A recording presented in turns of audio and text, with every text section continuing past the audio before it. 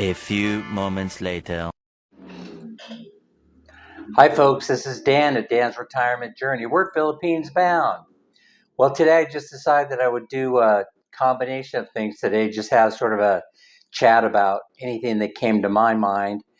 And one thing I do want to talk about is the previous video I posted with the interview between Coach Mavs and Jeff. Jeff did a really, really good job giving us some vital information about what it costs to live in Baybay Leyte. He's a pretty impressive guy.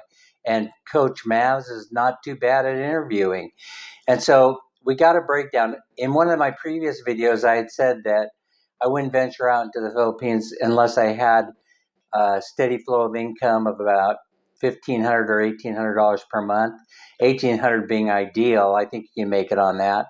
But Jeff pointed out, when you're living in a province like Baybay City, Leyte, it doesn't take a whole lot of money to live there. It depends on your lifestyle, but he recommends that you don't show up unless you got about $800 per month. That you could probably make a go of it living on that.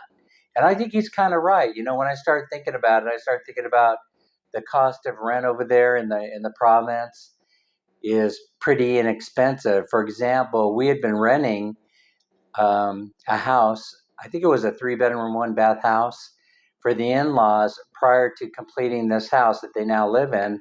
If I'm not mistaken, the rent was somewhere around $120 US per month. And so anyway, what does it cost to live in Baybay City, Leyte? And Jeff had pointed out that they're cheap and he could survive just fine on $800 per month. And so let's break it down real quick. So water is running somewhere between $5 and $10 per month. So we got rent at $120. The electric bill can cost somewhere upwards of $100 per month, depending on how much power you use. And if you use the air conditioning system a lot, some expats, they can't get used to the heat. It usually takes about a 2-year period of time, from what I understand, in order to become acclimated. So I full well expect they'll be paying somewhere around $100 or $120 for electricity. Then the other thing is you got to have internet service. I mean, you got to. And right now they get pretty quick speed on internet. We haven't had many problems with it at the new house, and it's probably running us about $25 per month. Then you need cable TV, that dish. You got to have dish. And so we got the dish, we got the cable, and we're probably looking at about $35 or $40 per month, which I think is very, very reasonable when considering what insanity is going on here right now in the United States.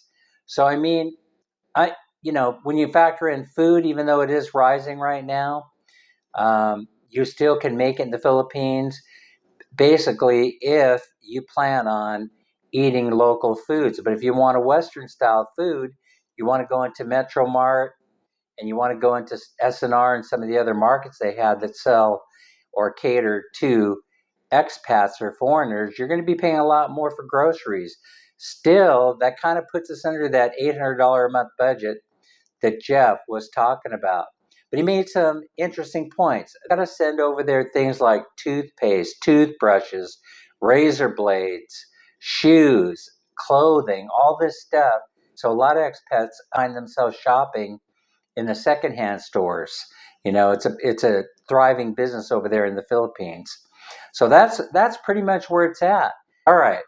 So Jeff did a really good job. I've asked Coach Mavs if you wouldn't mind getting out there and finding other expats, other Americans, so that we can get an idea of what kind of money it takes to live there. You could have a friggin' $1 million in the bank, but if you don't know how to control, the spending, you're going to be screwed.